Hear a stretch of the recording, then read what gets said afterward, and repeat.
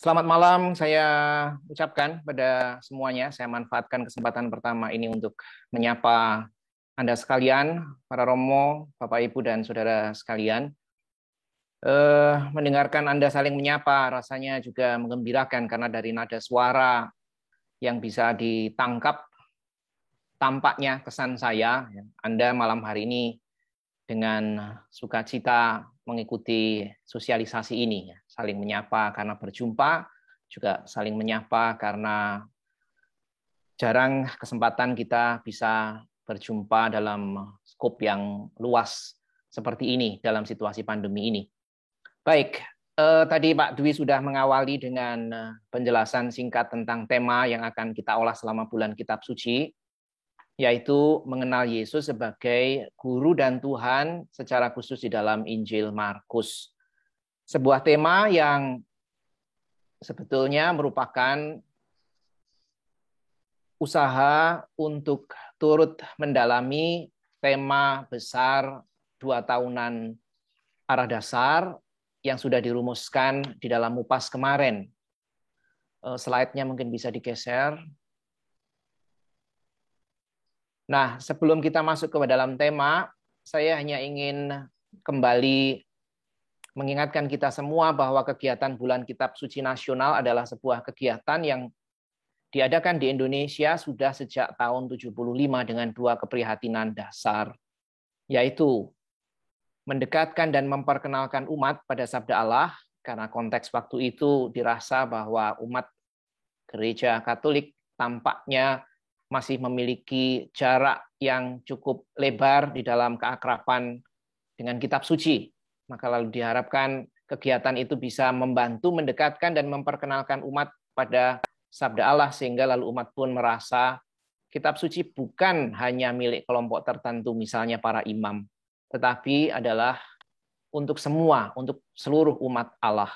Kalau Anda ingat, di kisaran tahun itu juga di Indonesia mulai diterbitkan terjemahan kitab suci dalam bahasa Indonesia dalam rangka program Repelita. Itu ada 3 jilid dulu, lalu sekarang mungkin dicetak ulang oleh Canisius menjadi 1 jilid yang besar dengan catatan kaki yang lengkap. Nah, itu semua dalam rangka sebetulnya mendekatkan dan memperkenalkan umat pada sabda Allah. Lalu keprihatinan yang kedua adalah juga untuk membantu umat agar bisa minimal memiliki 1 kitab suci di rumah. Dalam rangka itu juga lah, maka lalu dulu dicetak di dalam program Repelita. Dan kegiatan ini sampai sekarang masih tetap diteruskan karena memang dirasa menjadi kesempatan yang baik bagi kita semua, umat Katolik di Indonesia, untuk boleh semakin mendalami kitab suci dan merasakan menggali pesannya bagi kehidupan kita. Nah, sekarang kalau kita mulai memasuki tema yang akan kita olah, seperti tadi saya katakan, tema ini sebetulnya memang sebagai salah satu usaha untuk turut mendalami tema khusus yang dirumuskan di dalam ARDA secara khusus untuk tahun 2021-2022, itu temanya tentang kemuritan atau murid Kristus. Secara lebih khusus, fokus di tahun 2021 adalah mengenal Yesus. Maka dari tema besar yang dirumuskan di dalam Ardas, untuk bulan Kitab Suci, kita pun lalu mengambil tema terkait dengan kata kunci mengenal Yesus ini. Bisa maju slide-nya. Dan tema yang kita ambil, seperti tadi sudah kita lihat bersama, mengenal Yesus sebagai guru dan Tuhan dalam Injil Markus. Saya akan mulai dari kata-kata yang dipakai sebagai tema ini.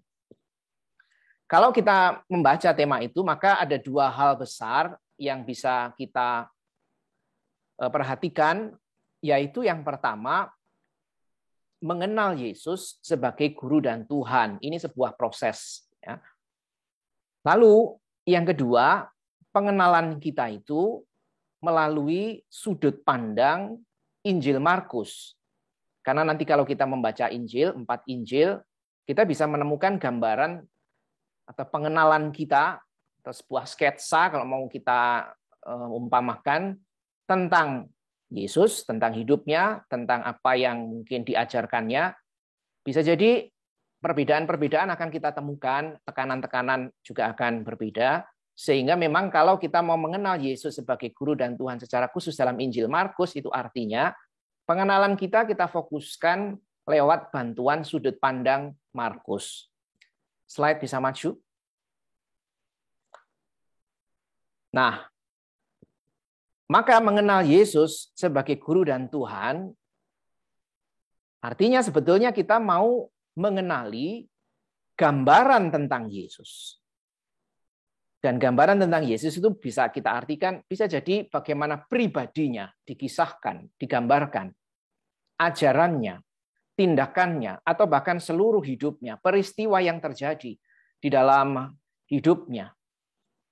Dan secara khusus ada dua sebutan yang menjadi fokus kita, yaitu Yesus yang disapa, disebut, digelari sebagai guru dan Tuhan.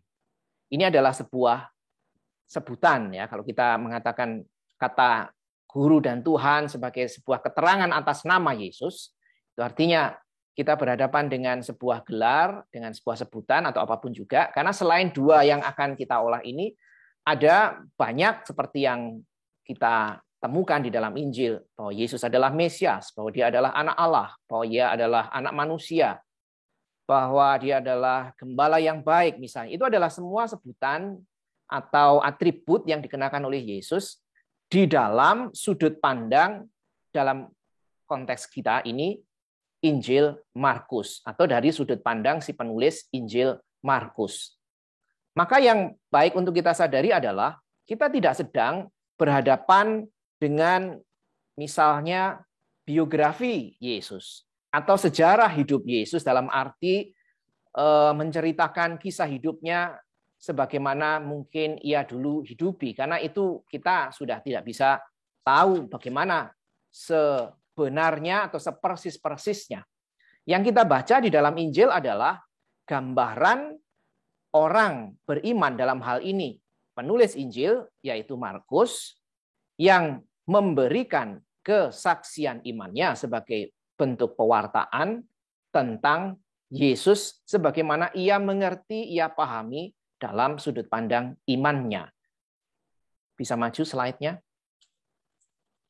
Nah, maka kesadaran ini akan membawa kita pada poin-poin yang baik juga untuk kita pertimbangkan kalau kita membaca Injil.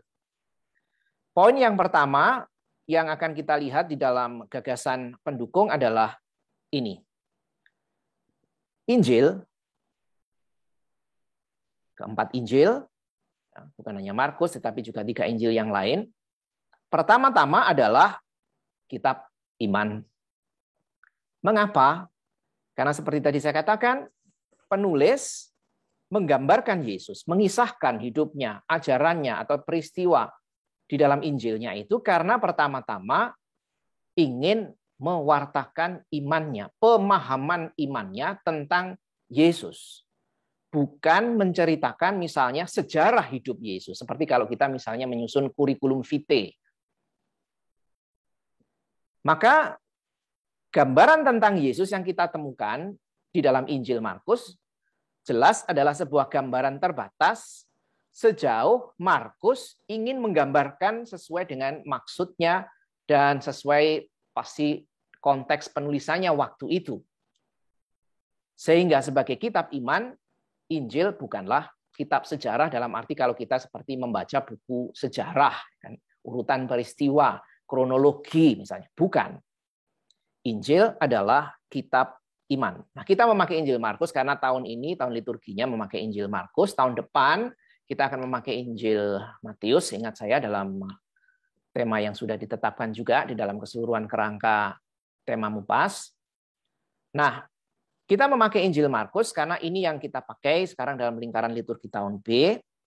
Dan sebelum nanti kita melihat topik-topik yang akan menjadi bahan pertemuan, kita lihat lebih dahulu garis besar Injil Markus sebagai sebuah latar belakang pemahaman agar ketika kita nanti membaca perikop-perikop secara terbatas, karena itu cuplikan-cuplikan, kita bisa menempatkan itu di dalam seluruh garis besar Injil Markus. Karena itu sebetulnya menjadi satu kesatuan kisah ya, dengan maksud penulisan yang tentu saja juga menjadi satu kesatuan. Nah, Secara sederhana kita bisa melihat bahwa Injil Markus terbagi dalam sebetulnya dua bagian besar, dengan satu bagian di tengah sebagai semacam titik balik untuk menguraikan pandangan Markus tentang siapa Yesus yang ia imani. Blok pertama, bagian besar pertama, sebut saja mulai dari awal, bab 1, ayat 1 sampai dengan bab 8, ayat 26. Dan di sana kita berjumpa misalnya dengan pelayanan Yesus ketika ia masih ada di Galilea dan sekitarnya. Itu artinya kalau kita lihat peta Palestina itu di atas. Ya. Nah, di sanalah Yesus mulai mewartakan kabar baik bahwa kerajaan Allah sudah dekat. Dan ia sampaikan itu lewat pengajaran, lewat juga tindakan yang akhirnya menarik minat banyak orang, tetapi juga tidak sedikit yang mulai misalnya menolak dan memusuhinya. Dalam figur misalnya orang-orang Farisi atau ahli Taurat, kita akan menjumpai reaksi-reaksi yang seperti ini. Bahkan para muridnya pun digambarkan kesulitan di awal untuk bisa memahami dan percaya kepada Yesus. Ini bagian blok yang pertama, kurang lebih garis besarnya isinya itu. Lalu pada bagian peralihan atau semacam titik balik, bab 8 ayat 27 sampai bab 10 ayat 52, kita di sana berjumpa dengan kisah pengakuan Petrus yang juga bahannya perikopnya kita pakai sebagai bahan, di mana pertanyaan Yesus kepada para murid yang kemudian nanti dijawab oleh Petrus ini menjadi semacam pelan-pelan titik balik untuk mulai mengenal siapa sebenarnya Yesus yang di bagian awal tadi sudah mulai mewartakan tentang kerajaan Allah. Orang sudah merasakan tindakannya, mendengarkan ajarannya. Nah, pelan-pelan identitas Yesus ini dari jawaban Petrus dibuka. Nah, tetapi apa yang dipahami oleh Petrus dan murid-murid yang lain, juga mungkin orang sebangsanya, adalah gambaran yang sama sekali lain dari apa yang ingin dihadirkan oleh Yesus. Maka lalu Yesus pelan-pelan memberitahukan tentang siapa dirinya, apa yang akan dialaminya, termasuk penderitaan. Dan para murid pun perlu dibawa pada pengalaman kemuliaan sesaat di atas gunung, untuk kemudian kembali dan bahkan mengalami dalam bab 8 ayat selanjutnya sampai bab 10, mulai ada pengajaran dan perdebatan dengan orang-orang lain yang mengitarinya. Nah, lalu bagian kedua, blok yang besar setelah bagian peralihan ini adalah bab 11.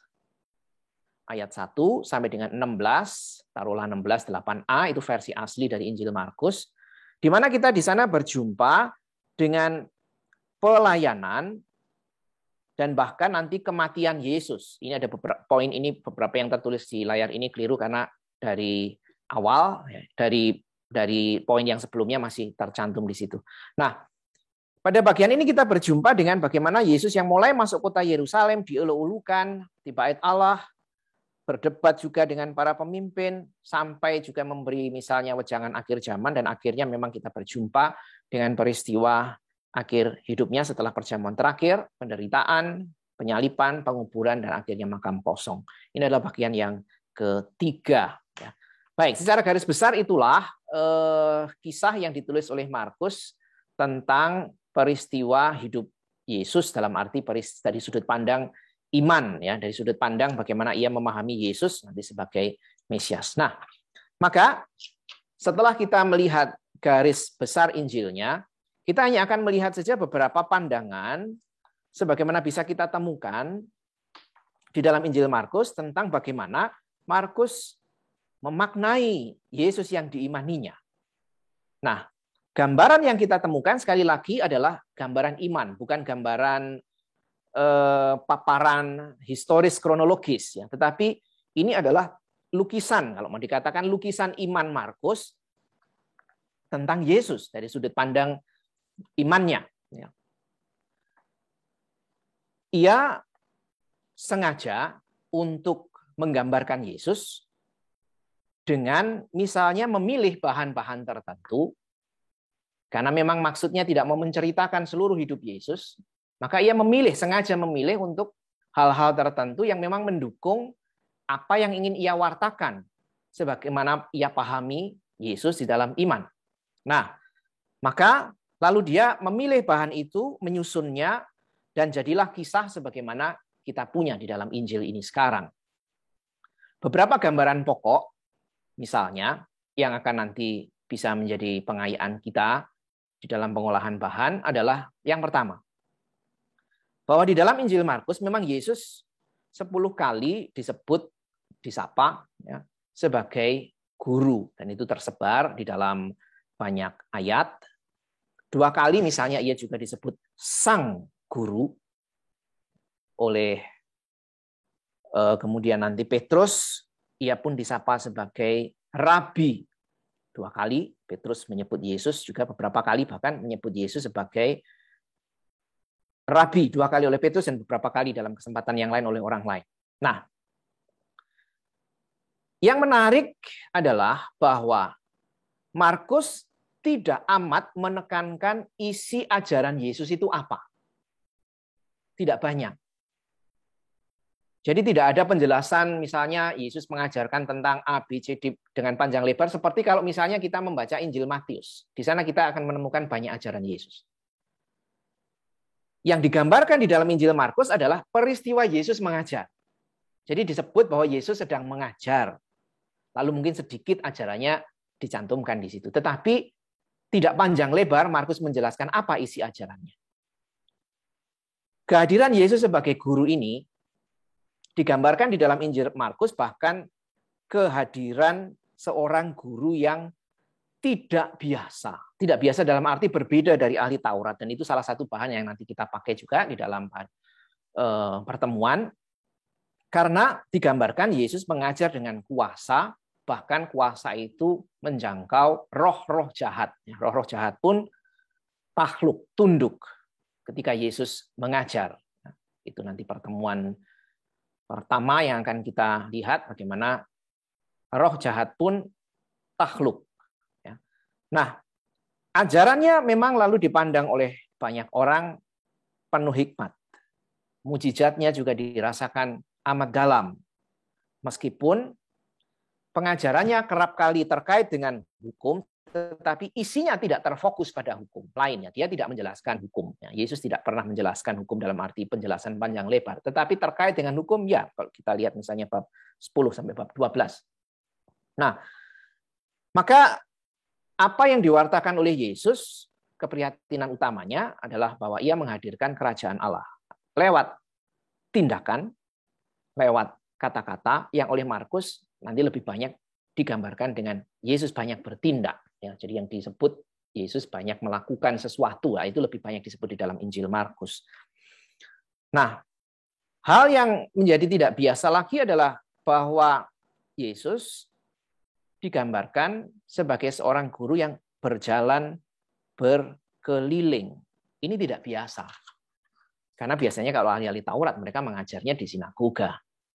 Gambaran Yesus yang berjalan berkeliling bersama murid, ini adalah tampaknya gambaran yang bisa jadi diambil oleh Markus dari kebiasaan para filsuf yang berkeliling dari kota ke kota. Kita tahu Palestina pada masa itu amat dipengaruhi oleh budaya Helenis atau budaya Yunani. Dan di dalam budaya Yunani itu wajar, ya, filsuf-filsuf itu berkeliling, lalu berhenti di pos-pos tertentu atau di sentrum-sentrum tertentu untuk mengajar. Bukan mengajar hukum, tetapi kalau para filsuf itu umumnya mengajar hikmat, kebijaksanaan yang jejak-jejaknya. Misalnya kalau dalam kitab suci kita bisa baca pengaruhnya misalnya dalam kitab-kitab sastra kebijaksanaan Amsal misalnya. Kalau kita baca kitab Amsal, itu dengan jelas ada jejak-jejak itu, ya, atau Putra Sirach. Nah, gambaran Yesus yang berjalan berkeliling tampaknya juga ditulis oleh Markus dengan inspirasi seperti ini, ada kebiasaan seperti ini. Karena kalau dari sudut pandang waktu itu, Yesus itu tidak memiliki latar belakang pendidikan formal dalam arti seperti ahli Taurat. Tetapi toh Yesus mengajar dan bahkan ajarannya menakjubkan banyak orang. Nah, ini yang digambarkan oleh Markus secara menarik bahwa Yesus berbeda dari guru-guru yang lain. Bukan mengajarkan hukum, Yesus tidak mengajarkan hukum yang rinci seperti orang Farisi, tetapi dia mengajak orang untuk menyambut kehadiran kerajaan Allah misalnya dengan bertobat dan konsekuensi dari pertobatan itu misalnya. Nah, ini gambaran Yesus sebagai guru. Gambaran yang kedua yang akan kita lihat, yang bisa kita juga lihat adalah Yesus yang digambarkan sebagai seorang nabi. Maka lalu dalam beberapa perikop dikatakan seorang nabi sama seperti nabi-nabi terdahulu. Atau ketika para murid ditanya, menurut orang, siapakah aku? Ada yang mengatakan salah seorang dari nabi, seperti Elia, seperti Yohanes Pembaptis. Bahkan Yesus pun mengatakan untuk dirinya sendiri, seorang nabi dihormati di mana-mana, kecuali di tempat asalnya sendiri, pada bab 6 misalnya. Nah, maka Injil Markus juga menampilkan banyak ciri kenabian Yesus yang mengacu pada gambaran-gambaran kenabian klasik di dalam Perjanjian Lama. Misalnya, bagaimana ia dibawa oleh Roh setelah pembaptisan, pencurahan Roh ya, di bagian awal bab 1, dia dibawa oleh Roh ke padang gurun. Sebuah kisah yang mengingatkan juga misalnya di dalam Perjanjian Lama, misalnya Yehezkiel ya. Atau pencurahannya Roh itu mengingatkan pelantikan Elisa oleh Elia. Dan banyak kesempatan yang lain, bagaimana ciri kenabian Yesus itu digambarkan seperti nabi-nabi klasik di dalam Perjanjian Lama. Juga misalnya bagaimana ia memanggil para muridnya yang pertama, seperti mengingatkan ketika Elia memanggil Elisa. Nah, hal lain yang misalnya juga ditampilkan, bagaimana Yesus memberikan nubuat ya. Nubuat bukan ramalan ya. Nubuat itu semacam apa ya? Perkataan yang mengacu pada misalnya janji Allah, dan janji itu pasti akan digenapi oleh Allah ya. Jadi bukan ramalan, tidak sama dengan ramalan. Bahkan Yesus mengatakan atau menubuatkan kematiannya sendiri misalnya. Bahwa anak manusia ya harus menderita, ditolak oleh tua-tua dan kemudian mati ya, disalib. Juga misalnya contoh ketika ia mengatakan kepada Petrus, engkau akan menyangkal aku 3 kali. Dan betul, lalu digambarkan Petrus menyangkal Yesus 3 kali. Ya, ini semua adalah sastra, jenis sastra kenabian yang membuat akhirnya gambaran tentang Yesus itu mengacu pada sosok nabi. Sehingga tidak heran, memang orang menganggap Yesus sebagai nabi, salah seorang dari nabi dan seterusnya.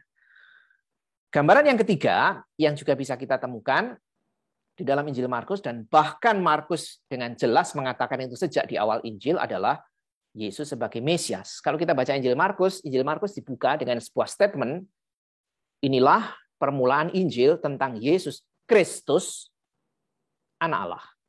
Nah, Kristus ini kan Mesias. Kristos atau Masiah yang terurapi, sama maknanya, sebetulnya sama, yang mengacu kepada ciri tokoh mesianis sebagaimana memang diharapkan oleh orang-orang Israel. Jadi cirinya adalah ciri-ciri kebesaran sebagai raja, sebagai imam, sebagai nabi, sehingga gambaran Mesias yang dimiliki secara tradisional oleh orang-orang Israel adalah gambaran tentang Mesias yang jaya. Persis itu nanti titik perbedaan yang hendak ditawarkan oleh Yesus, bahwa ia hadir bukan sebagaimana misalnya orang harapkan, inginkan, sebagaimana mungkin mereka pahami selama berabad-abad, tetapi Mesias yang dihadirkan oleh Yesus adalah Mesias yang bahkan menderita, dibunuh, sebelum nanti akhirnya dibangkitkan. Nah, gambaran tentang Mesias ini juga menjadi salah satu ciri khas Injil Markus, karena persis sebagaimana Injil Markus dibuka dengan pernyataan, inilah Injil tentang Yesus Kristus, anak Allah. Dua kata sebutan gelar ini, baik Kristus maupun anak Allah, inilah yang nanti akan membingkai seluruh kisah di dalam Injil Markus lewat misalnya pengakuan Petrus, betul engkau adalah Mesias, dan nanti di akhir Injil, benar orang ini adalah anak Allah.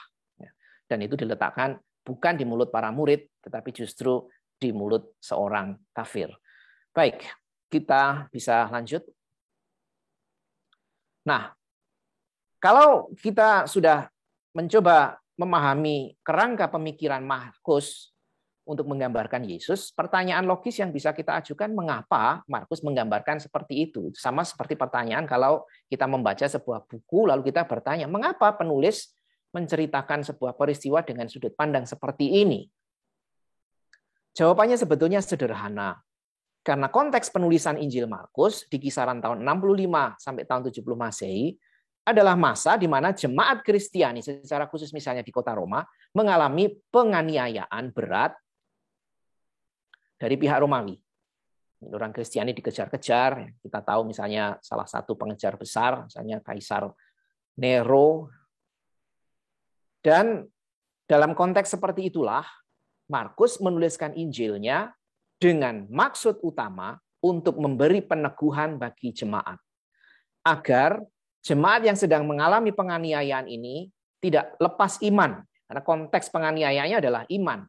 Bagaimana jemaat ini teraniaya karena mereka mengimani Yesus. Nah, maka sederhana Markus menulis Injilnya untuk menghadirkan sosok Mesias yang memang menderita, gambaran Mesias yang menderita, supaya jemaatnya diteguhkan. Iya, memang mengikuti Mesias, salah satu konsekuensinya sama seperti yang diikuti sebagai konsekuensi iman, penderitaan yang tidak terletakkan pada masa itu. Baik, para Romo, Bapak, Ibu, dan Saudara sekalian, pesan pokok kalau kita sudah mencoba melihat secara garis besar Injil Markus yang bisa kita tarik adalah ini. Markus mengajak pembacanya untuk tetap percaya, kendati untuk percaya itu tidak selalu mudah karena ketidakmengertian, karena mengalami penolakan, karena mungkin penderitaan, penganiayaan karena iman. Tetapi dengan kehadiran Mesias yang menderita, Markus mengajak para pembacanya, termasuk kita juga yang membaca Injilnya sekarang, untuk tetap berani percaya. Nah, dengan konteks seperti itulah, maka lalu nanti kita akan melihat keempat bahan yang menjadi bahan pertemuan kita selama bulan Kitab Suci ini. Baik, bisa maju ke depan.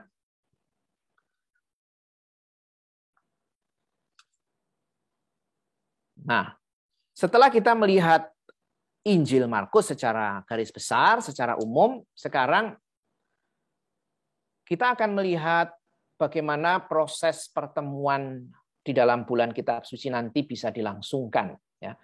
Ini adalah sebuah saran, sebuah usulan, kalau mau dikatakan, sebagai model bantuan untuk mendalami bahan Kitab Sucinya, yaitu dengan metode 7 langkah yang sudah pernah juga kita pakai pada kesempatan yang lain, yang sebetulnya adalah sebuah modifikasi, sebuah pengembangan, atau mungkin juga malah penyederhanaan dari apa yang kita kenal misalnya sebagai metode Lectio Divina. Sengaja namanya kita tidak pakai nama yang mungkin bisa jadi asing untuk sebagian dari kita. Kita sebut saja metodenya dengan metode membaca Kitab Suci dalam 7 langkah, yang juga bisa kita temukan urutan metodenya itu di dalam buku yang pernah diterbitkan oleh Komisi Kerasulan Kitab Suci beberapa waktu yang lalu. Mungkin Anda masih juga ada yang memiliki dan menyimpannya.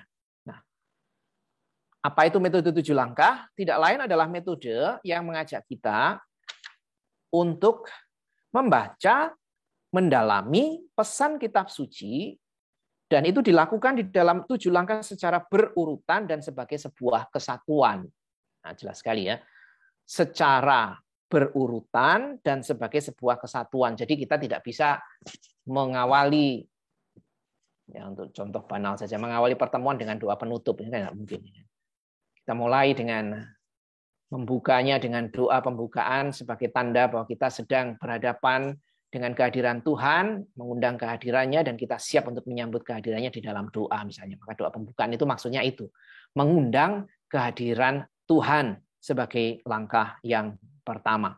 Nah, sebelum saya lanjutkan, kenapa ini dilakukan dalam 7 langkah? Tadi malam itu juga ada yang menanyakan, apa sih maksudnya? Kenapa kita mesti lakukan 7 langkah? Kalau sebagian dari Anda ada yang sudah mencetak bukletnya atau membaca filenya, dalam paragraf kedua di dalam metode 7 langkah, ya, itu disebutkan begini. Dengan langkah yang bertahap seperti ini, kita diharapkan bisa membaca, menggali kekayaan teks Kitab Suci, meresapkan dan merenungkannya secara perlahan-lahan di dalam pikiran dan hati tanpa tergesa-gesa atau prasangka atas teks kitab suci dan pesannya. Karena teks yang akan kita baca umumnya bukanlah teks yang asing. Sudah pernah kita baca, mungkin bahkan menjadi favorit kita. Tetapi godaannya adalah lalu kita merasa, oh, wis tahu. Aku wis tahu mau iki. Alah paling nanti ceritanya ini, pesannya ini. Nah, ini adalah prasangka. Ini adalah sebuah ketergesaan ketika kita berhadapan dengan teks, sehingga sebetulnya sikap seperti itu justru menutup kemungkinan kekayaan pesan yang bisa kita dapatkan karena kita sudah menutup dengan pintu kita. Wah, wis ngerti. Itu sudah menutup ya, menutup kemungkinan bahwa teks itu bisa berbicara lebih banyak kepada kita, sekalipun itu sudah kita baca untuk kesekian kalinya. Nah, maka memang lalu harapannya kita membaca saja, ya, tidak usah punya prasangka macam-macam, baca saja, karena itu cara paling sederhana untuk mulai ya, mengenal kitab suci, yaitu dengan membacanya, teksnya. Kita mulai dari teksnya. Nah, maka setelah mengundang kehadiran Tuhan dan menyadari kehadirannya lewat sabda di dalam doa yang kita buat di awal pertemuan, maka kita mulai sebagai langkah yang kedua membaca teksnya. Nah, di situ memang diusulkan bisa dibaca dengan misalnya bergantian, bisa membaca dengan pembagian peran, itu lebih mudah karena ini sifatnya kisah, sehingga kalau mau dibagi peran juga lebih mudah supaya juga yang ikut itu juga semuanya bisa terlibat misalnya.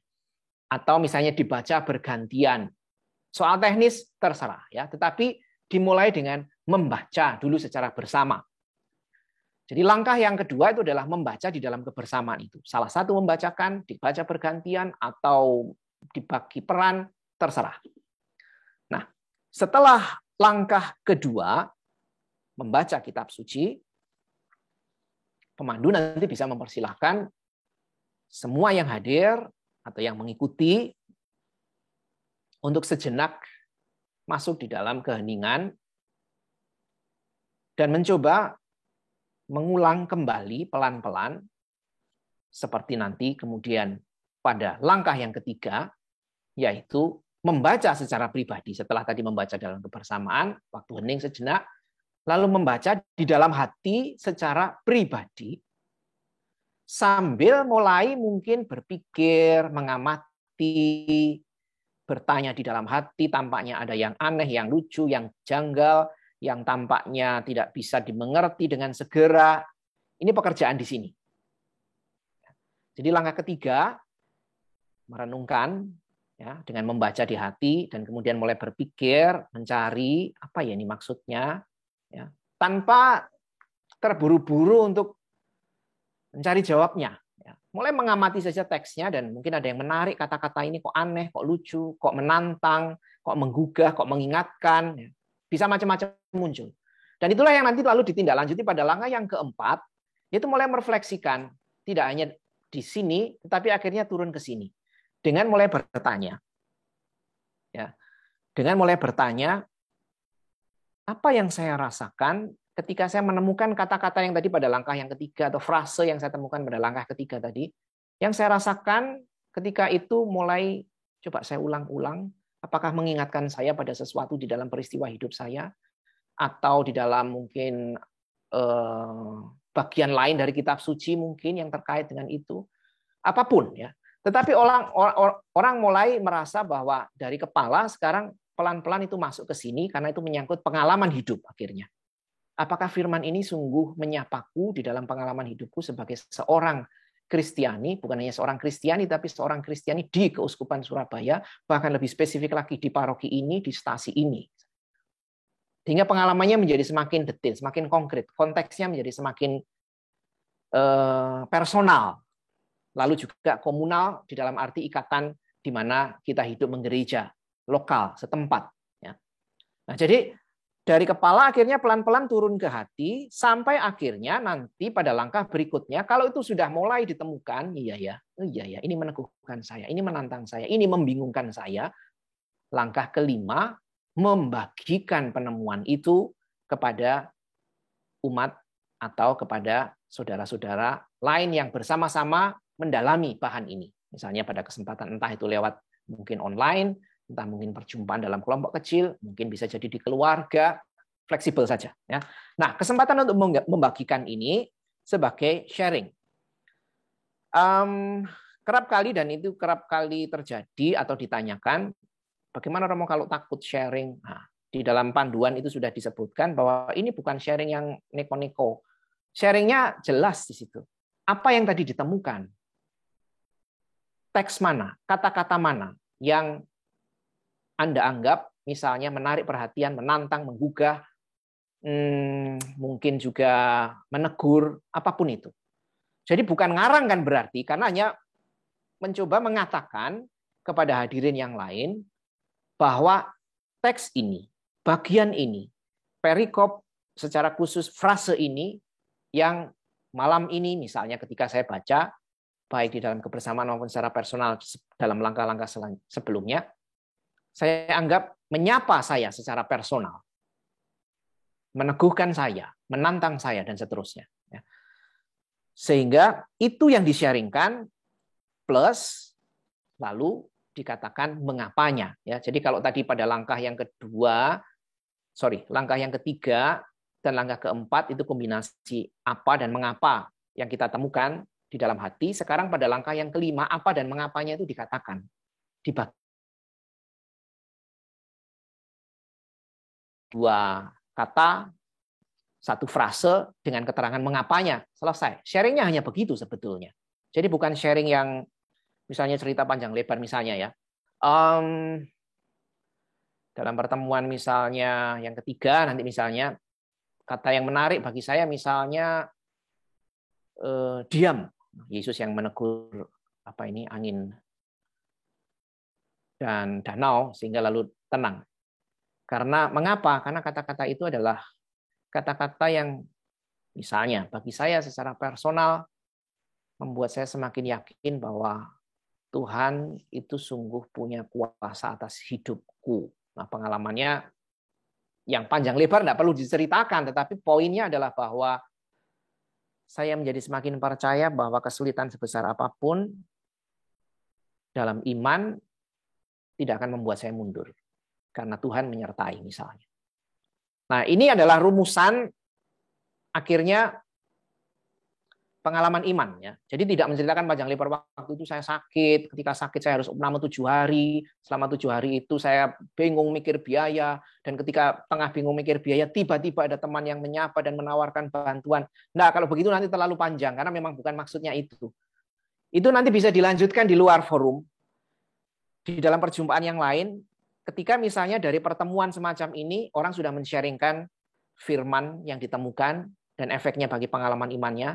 Lalu komunikasi itu bisa dilanjutkan di dalam kehidupan. Ya, yang tadi malam saya sharingkan itu sebetulnya ceritanya begini. Nah, silakan. Mau panjang lebar, mau 7 jam diceritakan di luar pertemuan, silakan. Tetapi kalau pertemuan, selain misalnya waktunya terbatas, yang kedua, dalam situasi seperti sekarang ini, kita juga tidak bisa berlama-lama berkumpul dengan taruhlah lebih dari 10 orang, misalnya dalam waktu yang lama. Atau kalau dalam Zoom atau online, dalam bentuk apapun, selalu memang kita akan mengalami kesulitan untuk bisa tetap connect satu sama lain dalam durasi waktu yang relatif lama. Ya. Maka lalu pertemuan ini memang dirancang tidak lama, 45 menit sampai 60 menit maksimal selesai. Ya. Nah, sehingga kesempatan sharing itu adalah kesempatan untuk membagikan itu tadi, ayat, frase, dan mengapanya. Nah, lalu akhirnya pada langkah yang keenam, pemandu atau siapapun bisa diminta untuk membaca apa yang menjadi tawaran peneguhan dari gereja tentang perikop yang baru saja didalami bersama-sama dan sudah dibagikan secara personal pesannya. Sekarang lalu membacakan pesan. Sebetulnya ini adalah sebuah jembatan untuk membantu kadang-kadang pemandu yang kesulitan untuk misalnya ini lalu ngomong apa lagi. Setelah ini lalu kita harus bagaimana dan sebagainya. Maka sifatnya sebetulnya ini adalah bantuan, ya. Jadi tidak perlu dibacakan persis kata per kata, mungkin bisa diringkes, mungkin bisa dikatakan poin-poin pokoknya saja, sehingga lalu paling tidak turut memperkaya dari apa yang sudah di-sharingkan secara personal, lalu penegasan ini pada langkah yang ke-6 ini menjadi tambahan kekayaan dari sudut pandang gereja. Lalu pertemuan bisa diakhiri dengan mensyukuri sapaan Tuhan lewat sabdanya dalam kebersamaan yang dilangsungkan pada pendalaman itu dengan mengungkapkan doa-doa spontan, ditutup dengan Bapa kami, dan akhirnya doa penutup. Secara garis besar begitu langkahnya, ya. Jadi secara berurutan dari mulai berdoa di awal, membaca, merenungkan, merefleksikan, membagikan, ya, lalu menegaskan pesannya, dan akhirnya mensyukuri apa yang ditemukan di dalam seluruh pertemuan itu. Nah, kita sudah melihat metodenya nanti bagaimana. Sekali lagi ini adalah sebuah tawaran karena Anda masing-masing di dalam konteks paroki atau tempat masing-masing, kalau mungkin menemukan atau lebih cocok dengan cara-cara yang lain, silahkan juga. Ya. Yang penting adalah bahwa selama bulan kitab suci ini kita mau berusaha mengakrabi kitab suci. Ya. Silahkan pakai bahan itu. Kalau dirasa kurang, mau ditambah perikop-perikop yang lain, karena mungkin ada kelompok-kelompok yang bisa dengan rajin memiliki kesempatan untuk bertemu. 4 tema rasanya kurang, silahkan kalau mau ditambahi ya dalam Injil Markus. Tetapi tema yang 4 ini jangan di-skip, jangan dibuang, karena maksud kita tema-tema ini kan juga untuk mendalami dalam gerak bersama fokus tema Ardas, sehingga ini tetap menjadi sebuah bahan yang bisa kita pakai untuk mendalami itu. Lalu kalau dirasa masih kurang atau kurang banyak atau masih mau melanjutkan dengan perikop-perikop yang lain di dalam Injil Markus, silahkan saja ya, Anda di tempat masing-masing bebas untuk mengembangkan itu. Nah, setelah kita melihat metodenya, sekarang kita lihat tema bahan pertemuannya, ada 4 ya. Yang semuanya diambil dari Injil Markus, dari 4 perikop, yang semuanya sebetulnya mau menggambarkan, memberi gambaran kepada kita tentang sosok Yesus di dalam berbagai peristiwa. Ya, jadi peristiwanya macam-macam. Yesus yang mengajar dan orang takjub, Yesus yang nanti berhadapan dengan para murid dan bertanya, atau Yesus yang menghadapi pertanyaan para murid, secara khusus seorang murid, atau Yesus yang sedang bersama para murid di tengah angin taufan yang melanda perahu yang mereka naiki. Ini ada peristiwa-peristiwa yang berbeda, tetapi semua peristiwa itu mau memberikan kepada kita gambaran tentang Yesus. Sebagaimana Markus pahami dalam konteks iman Kristianinya. Dan lalu dari situ kita akan bisa merasakan, membaca, turut mungkin juga terlibat di dalam peristiwa itu, di dalam pembacaan secara personal untuk melihat juga bagaimana orang-orang di sekitarnya menanggapi, dan bahkan mungkin kita menanggapi ketika kita membaca juga secara personal. Jadi temanya 4, seperti Anda sudah bisa baca, kita langsung saja untuk melihat secara sepintas garis besar tema yang akan kita dahului, yang akan kita pakai. Yang pertama adalah Markus bab 1 ayat 21 sampai dengan 28. Yesus, guru yang mengajar dengan penuh kuasa. Kisahnya amat sederhana. Inti kisahnya, kita berhadapan dengan kisah ketika Yesus diceritakan memulai aktivitasnya, dan satu ketika masuk ke rumah ibadat dan mengajar. Lihat, dalam perikop ini, Markus tidak menyebutkan Yesus mengajar apa, seperti tadi saya katakan. Markus hanya menceritakan bahwa Yesus masuk ke rumah ibadat mengajar. Dan mereka yang mendengar sebagai reaksinya takjub. Karena apa? Mereka merasa bahwa Yesus mengajar sebagai orang yang berkuasa, tidak seperti ahli-ahli Taurat. Keterangan dari kisah itu yang kemudian ditambahkan untuk menegaskan kalimat sebelumnya bahwa Yesus mengajar dengan kuasa adalah seruan dari seseorang yang turut hadir di situ, yaitu seorang yang sudah sekian lama dihinggapi roh jahat, dan bertanya, untuk apa? Apa urusanmu dengan kami, hai Yesus, orang Nazaret? Datang tidak membinasakan kami kah? Aku tahu siapa engkau, yang kudus dari Allah. Ya. Jadi roh jahat mengenali kehadiran Yesus sebagai kehadiran yang kudus. Dan lalu Yesus hanya mengatakan, diam, keluarlah daripadanya. Dan roh menjerit keluar. Lalu untuk kedua kalinya disebutkan, mereka semua takjub. Apa ini? Ajaran baru? Ia berkata-kata dengan kuasa, dan roh jahat pun diperintahnya dan mereka taat kepadanya. Nah ini ya. Lalu tersebarlah dengan cepat kabar tentang dia ke segala penjuru di seluruh Yudea. Kurang lebih gambaran kisahnya begitu. Kisah yang saya yakin pernah kita baca atau kita dengar. Sehingga dalam pertemuan ini, kita diajak untuk membaca dalam 7 langkah untuk dengan tidak tergesa-gesa dengan prasangka, apalagi untuk mencari pesannya. Nah, sebagai bantuan, maka dirumuskan juga misalnya, bisa maju slide-nya. Pertemuan ini misalnya mengajak kita untuk membaca. Jelas ya, maksud pertemuannya membaca kitab suci dan merasakan kisah tentang Yesus yang mengajar, dikisahkan mengajar ini.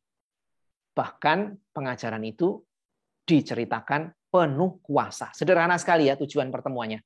Mengajak orang membaca dan merasakan. Yang lebih abstrak dan mungkin meskipun ini masih bisa diukur. Ya. Setelah membaca, semoga siapapun yang dalam pertemuan itu membaca, bersama-sama membaca, mampu menunjukkan mana sih contoh kuasa Yesus sebagai guru dalam kisah ini tadi dibandingkan mungkin guru. Nah, itu dalam teks kita bisa langsung ketemu ini. Tidak sulit kan? Nah, yang ketiga, tujuan yang ketiga, ini yang lebih sulit untuk diukur karena lebih abstrak, yaitu membangun kesadaran tentang kuasa pribadi Yesus dan pengajarannya bagi hidup iman kita. Ini lebih sulit untuk diukur karena lalu nanti lebih personal kan. Tapi dua tujuan yang pertama ini dengan mudah bisa diukur. Membaca enggak? 7 langkah itu tadi misalnya ditekuni enggak? Itu bisa dilihat. Atau nanti ketika dalam perbincangan seusai pertemuan saling cerita, iya ya, di mana tadi kuasa Yesus? Kalau orang bisa bercerita, itu loh tadi dikisahkan. Itu artinya kita membaca dengan teliti, dengan seksama, tanpa melewatkan satu kata pun, dan kemudian mulai pelan-pelan menarik pesannya. Ya. Dan pesan itu bisa personal, bisa komunal di dalam kebersamaan, sehingga lalu saling memperkaya satu sama lain. Baik, next. Maka sebagai bantuan, di dalam pendalaman kita ini ada beberapa gagasan yang bisa menjadi bahan renungan bersama, ya, atau mungkin dibawa sebagai poin yang bisa direnungkan lebih lanjut seusai pertemuan, yaitu bahwa dengan membaca teks perikop Markus bab 1 ayat 21 sampai 28, kita berjumpa dengan kisah yang menggambarkan Yesus sebagai guru yang penuh kuasa di dalam pengajarannya. Dan kuasa itu menggerakkan begitu banyak orang mendengarkan, mengakui ajaran, bahkan roh jahat pun dikisahkan takluk kepadanya. Pengalaman kemuritan yang ketiga, gagasan yang ketiga, bagi kita sebetulnya adalah juga sebuah kesempatan untuk mengakui dan merasakan kuasa pengajaran Yesus yang mengubah dan mengembangkan hidup iman pribadi. Baik, para Romo, Bapak, Ibu, dan Saudara sekalian yang terkasih, sepintas ini tadi saya sambil membaca komentar yang muncul di grup. Misalnya komentar terakhir yang sempat muncul, yang terbaca oleh saya adalah bahwa tulisan di PowerPoint-nya tidak terbaca dengan jelas. Jangan khawatir karena toh Anda punya teksnya, ya. Anda bisa langsung baca di filenya karena sebetulnya semuanya persis ada di situ. Dan itu kalau di teks, apa yang ada dalam kotak-kotak hijau ini sebetulnya ada pada bagian kalau Anda lihat, ya, pada setiap awal pertemuan itu ada kotak. Nah, dan disitulah semua dimuat. Ya. Ada tujuan, ada gagasan pokok. Juga termasuk penjelasan 7 langkah tadi, semuanya ada di dalam buklet. Sehingga cukup nanti Anda membaca ulang, entah belajar bersama, entah secara personal, tetapi teksnya sudah ada dan sudah dibagikan sejak 2 hari yang lalu. Anda bisa membaca di situ. Saya di sini hanya mau menegaskan saja halnya, sehingga lalu mudah-mudahan membantu Anda ketika membaca, ini bisa memahami dengan lebih baik. Baik, kita lanjutkan ya. Ini pertemuan yang pertama, saya cepat saja. Kita lihat pada pertemuan yang kedua. Perikopnya dari Markus bab 4 ayat 35 sampai dengan 41. Yesus adalah guru yang dapat diandalkan. Kisahnya juga saya yakin kita sudah kenal, yaitu Yesus setelah melakukan dan mengajar beberapa hal, mengajak para muridnya naik untuk bertolak ke seberang. Mari kita bertolak ke seberang. Yesus mengajak para muridnya dan lalu meninggalkan orang banyak yang sudah mulai takjub mencari Yesus. Dan ketika perahu sudah pelan-pelan di tengah, sampai titik tertentu, datanglah taufan yang sangat dahsyat. Ombak menyembur masuk ke dalam perahu sehingga perahu itu mulai penuh dengan air. Nah, teksnya menceritakan begitu saja, pendek, ringkas, dan langsung diberi keterangan, pada waktu itu Yesus sedang tidur di buritan di sebuah tilam. Nah, kisahnya menjadi dramatis kan, para murid takutan, ombaknya digambarkan besar, Yesus tidur. Maka murid-murid membangunkan dia dan berkata, Guru, Yesus disapa sebagai guru, engkau tidak peduli kalau kita binasa? Yesus pun bangun, menghardik angin dan berkata pada danau, diam, tenanglah. Angin reda, danau menjadi teduh, lalu ia berkata kepada mereka, mengapa kamu begitu takut? Mengapa kamu tidak percaya? Lalu bahkan mereka malah menjadi sangat takut dan berkata seorang kepada yang lain, siapa gerangan orang ini? Sehingga angin dan danau pun taat kepadanya. Nah, ini ada pada bab 4. Pada bab-bab sebelumnya sudah digambarkan Yesus mulai mengajar dengan penuh kuasa. Artinya apa? Artinya para murid itu sebetulnya sebelumnya sudah lihat sebagai seorang guru, Yesus tidak main-main. Berbeda dengan orang yang lain. Dia mampu lakukan banyak hal-hal besar bahkan. Tapi persis di atas perahu, mereka ketakutan meskipun Yesus bersama dengan mereka. Maka pertanyaan Yesus hanya, mengapa kamu begitu takut? Mengapa kamu tidak percaya? Ini loh, saya, gurumu, ada di sini. Dan mereka bahkan menjadi sangat takut, berkata seorang yang, siapa gerangan orang ini? Nah, inilah salah satu bagian yang di dalam Injil Markus menegaskan garis besar tadi. Di bagian pertama, orang itu tidak menangkap dengan jelas Yesus ini siapa. Termasuk para murid yang sudah mengikuti Yesus. Ini masih bertanya-tanya, ini sosok pribadi ini siapa? Bagaimana mungkin dia bisa lakukan ini dan itu? Membuat takjub, membuat takut, membuat heran, ya. Tapi belum definitif, ini siapa? Nah, kisahnya berbicara begitu. Maka, dari kisah semacam ini, beberapa hal sebagai tujuan pertemuan bisa dirumuskan sebagai bantuan kita, supaya kalau dalam pertemuan itu kita tidak ngelantur kemana-mana, kita mesti mengingat, oke, tujuan pertemuan kita ini. Ya. Next slide-nya bisa maju. Kalau Anda yang punya filenya bisa langsung membaca file pada halaman, kalau halamannya sama, halaman 30 atau 31. Ya. Sekali lagi, harapannya di dalam pertemuan itu, umat membaca dan merasakan dinamika kisahnya. Maka lalu 7 langkah itu membantu kita merasakan dinamika kisahnya. Pergulatan para murid yang kesulitan untuk percaya meskipun Yesus berada di situ dan bahkan digambarkan secara dramatis tidur.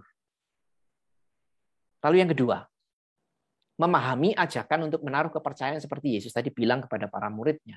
Mengapa kamu takut? Hai orang yang kurang percaya, ya, atau yang tidak percaya bahkan. Nah, kita pun diajak yang sama, menaruh kepercayaan kepada Yesus lewat pengalaman para murid yang dikisahkan tadi. Dan yang ketiga, Kita yang membaca, semoga semakin menyadari pentingnya menaruh kepercayaan kepada Yesus di dalam hidup iman kita. Nah, pengalaman setiap orang pasti bisa berbeda-beda. Ya, ini pengalaman para murid, ini bisa menjadi cerminan untuk kita. Kita nanti kalau berkaca, bisa menemukan pengalaman kita sendiri apa yang mungkin mirip-mirip para murid itu. Kita dibaptis sejak kecil, rajin ke gereja, sakramen-sakramen dengan rajin kita terima, tapi kerap atau tidak jarang misalnya kita mengalami ketakutan sebagai orang beriman misalnya. Nah, kita bisa bertanya secara personal kalau begitu ya. Bagaimana? Apakah kepercayaan kepada Yesus itu membantu saya untuk mengalahkan ketakutan ini, kekhawatiran, kegelisahan, dan apapun juga. Persis juga misalnya dalam situasi pandemi kita yang masih terus berlangsung dan tidak tahu kapan berakhirnya. Ini menjadi sebuah akhirnya refleksi personal yang dari kisah Yesus di tengah angin ribut bersama para muridnya sampai kepada kisah hidup kita masing-masing. Maka di dalam gagasan pokok yang bisa menjadi kerangka atau penyimpul atau mungkin hal-hal pokok yang bisa membantu kita menarik pesannya adalah itu. Para murid yang sudah bersama dengan Yesus ternyata belum sepenuhnya mengenal dan percaya kepadanya. Sulit ternyata mengenal Yesus meskipun mereka sudah ikut sekian waktu ya. Nah, akibat kurang percaya, tadi mereka takut. Nah, pengalaman kemuridan bagi kita masing-masing semoga juga menjadi sebuah kesempatan untuk semakin percaya kepada Yesus, sumber keselamatan. Nah, ini kan sebuah proses ya, ajakan yang menyadarkan kita bahwa iya, percaya kepada Yesus itu tidak sekali jadi. Itu kita gulati di dalam hidup keseharian kita. Baik, lanjut. Kita teruskan pada perikop yang ketiga untuk pertemuan ketiga, Yesus guru yang membuka wawasan dari Markus bab 8 ayat 27 sampai dengan 35.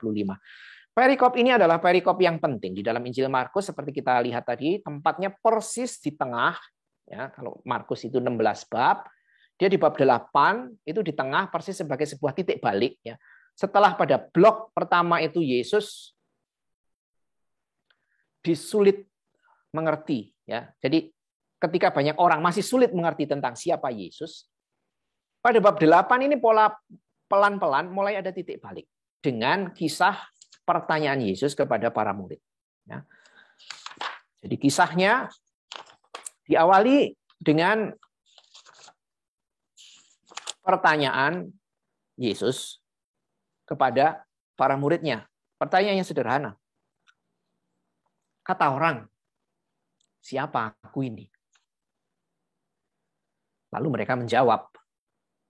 Ada yang bilang Yohanes Pembaptis. Sosok nabi kan, sosok kenabian. Ada yang juga mengatakan Elia, nabi juga. Ada pula yang mengatakan secara umum seorang dari para nabi. Atas jawaban itu lalu Yesus melanjutkan pertanyaannya. Tetapi apa katamu? Siapakah aku ini? Dan Petrus yang menjawab. Engkau adalah Mesias. Strike ya. Jawabannya langsung. Engkau adalah Mesias. Sebuah statement jelas yang dari Injil Markus di bab 1 sudah dikatakan. Inilah Injil tentang Yesus Kristus. Yesus Mesias maksudnya. Baru di sini ditegaskan lewat jawaban Petrus. Engkau adalah Mesias. Titik. Tidak ada keterangan apapun. Tidak ada perdebatan apapun di situ. Tapi langsung disambung dengan larangan Yesus. Yesus melarang mereka dengan keras supaya jangan memberitahukan kepada siapapun tentang dia. Tanda tanya kan? Loh, jawaban Petrus benar. Tapi Yesus melarang mengatakan itu kepada siapapun tentang dia. Aneh kan? Kalau kita baca dalam mentalitas zaman kita sekarang, menjadi lebih aneh. Karena kalau orang zaman sekarang itu kalau dikenal, dia pasti malah akan titip. Tolong ya nanti kalau ada yang belum kenal, sampaikan. Saya bisa ini, bisa itu. Mungkin ada yang butuh misalnya. Yesus tidak. Dia malah bilang kepada Petrus dan para murid yang lain, jangan bilang siapa-siapa dulu. Kenapa? Nah, Yesus melanjutkan dengan mengajarkan kepada mereka. Ya, aktivitasnya mengajarkan. Jadi dikisahkan Yesus mengajarkan apa yang diajarkan? Bahwa anak manusia menanggung banyak penderitaan, ditolak tua-tua, imam kepala, dan ahli Taurat, lalu dibunuh, dan bangkit sesudah 3 hari. Jadi Petrus mengatakan, engkau Mesias, betul. Tapi lalu Yesus memberi catatan. Ingat ya, anak manusia. Jadi Yesus mengubah sebutannya menjadi anak manusia. Akan menanggung banyak penderitaan dan seterusnya tadi. Hal ini dikatakannya dengan terus terang. To the point. Yesus tidak bertele-tele. Tetapi justru membuat Petrus menarik Yesus ke samping lalu menegur dia. Sehingga Yesus berpaling, memandang murid-muridnya, memarahi Petrus. Katanya, enyahlah iblis. Sebab engkau bukan memikirkan apa yang dipikirkan Allah, tetapi apa yang dipikirkan manusia. Lalu Yesus panggil orang banyak dan murid-muridnya dan menambahkan ajarannya lagi. Setiap orang yang mau mengikut aku harus menyangkal diri, memikul salib, dan mengikuti aku. Karena barang siapa menyelamatkan nyawanya, kehilangan nyawa. Barang siapa kehilangan nyawa, karena Injil, ya catatannya, karena Injil, ia akan menyelamatkannya. Jalan ceritanya begitu. Dan dari kisah ini lalu kita bisa nanti merasakan dinamikanya. Kenapa Yesus melarang? Jelas, karena Petrus sebagai seorang Yahudi sejati berpikir Mesias itu Mesias yang jaya, yang menangan, yang syukur-syukur nanti akan hadir mengalahkan penjajah Romawi, kejayaan kerajaan sebagaimana dialami oleh nenek moyangnya akan kembali. Itu pikiran Petrus. Maka nanti dalam pertemuan yang lain, pertemuan terakhir, ada permintaan yang kurang lebih mirip-mirip dengan pola pikir Petrus seperti ini. Nah, Yesus memberi catatan itu, enggak. Mesias itu harus menderita. Maka memarahi, enyahlah iblis. Nah, tujuan pertemuan sama. Kita diajak untuk membaca kisahnya, mengamati dinamikanya, merenungkan kisah itu, dan bahkan pertanyaan Yesus itu, sampai akhirnya kita pun pelan-pelan mengerti, iya ya, Petrus itu bisa menjawab, engkau adalah Mesias, tetapi lalu wawasannya diperkaya oleh Yesus, bukan Mesias sebagaimana dipikirkan, tetapi Mesias yang akan menderita.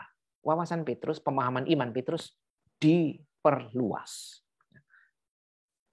Nah, lalu semoga dengan membaca itu, kita pun yang membaca teks itu pelan-pelan juga menyadari senantiasa ada kebaruan yang ditawarkan oleh Yesus sebagai Mesias, kalau kita juga mau membuka ya pikiran kita, hati kita pada pewartaan Allah lewat sabdanya yang bisa kita baca di dalam kitab suci. Sehingga lalu kita bisa keluar dari mungkin kungkungan prasangka kita, keinginan, pola pikir kita yang tidak selalu sejalan dengan mungkin apa yang dikehendaki Tuhan, yang tidak selalu mudah untuk bisa kita tangkap.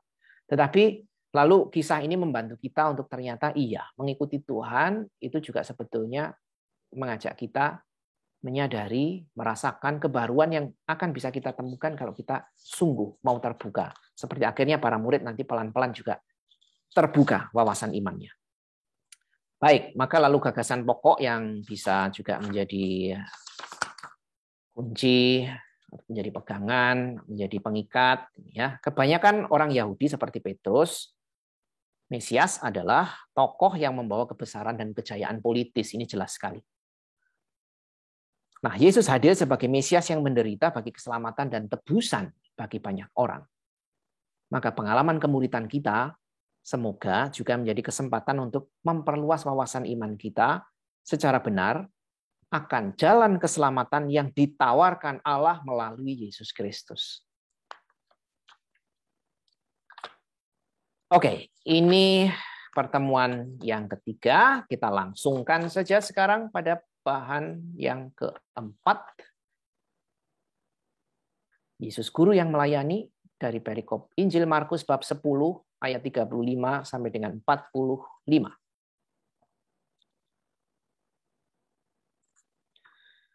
Kisahnya menceritakan permintaan dua orang murid, yaitu Yakobus dan Yohanes. Pelan-pelan mendekati Yesus dan berkata, "Guru," Yesus disebut sebagai guru, "kami harap supaya engkau kiranya mengabulkan suatu permintaan kami." Ini permintaannya. Apa permintaannya? Apa yang kamu kehendaki aku perbuat? Dan mereka dengan polosnya mengatakan, "Perkenankan kami duduk dalam kemuliaan-Mu kelak." Yang seorang lagi di sebelah kananmu dan yang seorang di sebelah kirimu. Ini sama seperti Petrus ya, menganggap Yesus sebagai Mesias. Dan persis ketika anggapan itu begitu mempengaruhi mereka, mereka minta kepada Yesus. Karena merasa bahwa mereka amat dekat dengan Yesus. Moga-moga Yesus ingat ya nanti kalau dia sungguh naik tahta, kita mendapat posisi itu. Dan mereka katakan itu kepada Yesus. Tapi Yesus selalu mengatakan, kamu tidak tahu apa yang kamu minta. Kalau mereka meminta kemuliaan, ya, kalau nanti kamu masuk dalam kemuliaanmu, tolong saya dan ini saudara saya ada di kanan dan kirimu. Lalu Yesus bilang, kamu tidak tahu apa yang kamu minta. Apakah kamu meminum cawan yang harus kuminum dan dibaptis dengan baptisan yang harus kuterima? Mereka jawab, kami dapat. Nah, Yesus tidak mengiyakan permintaan itu, tidak mengatakan juga secara eksplisit apa yang akan terjadi, tetapi Yesus justru kemudian memberikan pengajarannya ya, kepada mereka, memanggil mereka lalu berkata, ya, para murid yang lain marah kepada Yakobus Yohanes, lalu Yesus mengatakan, kamu tahu bahwa mereka yang disebut pemerintah bangsa-bangsa memerintah rakyat dengan tangan besi. Pembesar-pembesar menjalankan kuasa dengan keras. Tapi tidak demikian di antara kamu. Barang siapa yang menjadi besar di antara kamu, hendaklah ia menjadi pelayan. Barang siapa yang ingin menjadi terkemuka di antara kamu, hendaklah menjadi hamba untuk semuanya. Karena anak manusia juga datang bukan untuk dilayani, melainkan untuk melayani dan memberikan nyawa menjadi tebusan bagi banyak orang. Nah, kisahnya begitu, sehingga maksud pertemuan sama seperti pertemuan yang lain adalah mengajak kita membaca dulu kisahnya itu tadi, ya, memahami alur kisahnya dan apa yang dikatakan oleh Yesus sebagai tanggapan atas permintaan tadi. Sehingga pelan-pelan semoga kita juga memahami ajakan ini pun sebetulnya ditujukan bagi kita.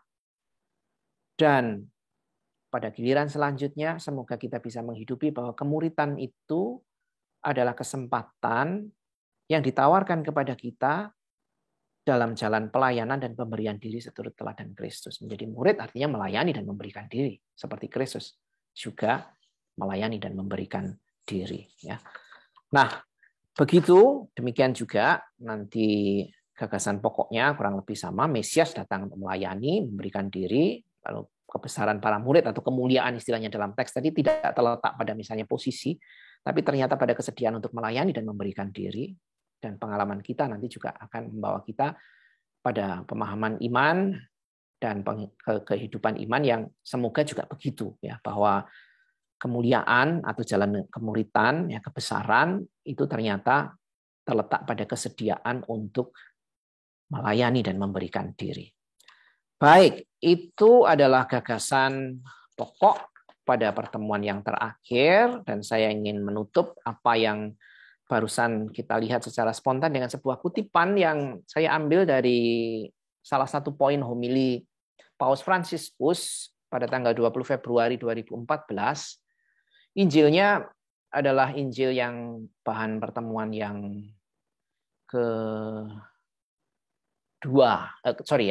yang pertanyaan Yesus kepada Petrus tadi, ya. Dalam salah satu bagiannya Paus mengatakan begini. Untuk mengenal Yesus, yang diperlukan pertama-tama bukanlah mempelajari gagasan tentang Dia, melainkan hidup sebagai seorang muridnya. Jadi Paus Fransiskus menekankan pengenalan akan Yesus itu bukan hanya soal kita tahu karena kita membaca, belajar teologi, atau hafal katekismus yang menggambarkan Yesus sebagai ini dan itu, ya. Bukan soal gagasan, ya. Itu penting. Tetapi tidak boleh kita lupakan bahwa menjadi orang yang mau mengenal Yesus itu justru kesempatannya pada kesediaan untuk hidup sebagai seorang murid. Karena di dalam hidup sebagai seorang murid, berjalan bersama Yesus, itu juga menjadi kesempatan kita belajar tentang siapakah Dia. Kita justru mengenalnya di dalam perjumpaan dengan Yesus Tuhan setiap hari dalam kemenangan maupun di dalam kelemahan kita. Baik, para Romo, Bapak, Ibu, dan Saudara sekalian, ini yang untuk sampai poin ini saya bisa sampaikan terlebih dahulu. Sekarang saya kembalikan ke host untuk memandu kalau ada pertanyaan yang harus dijawab.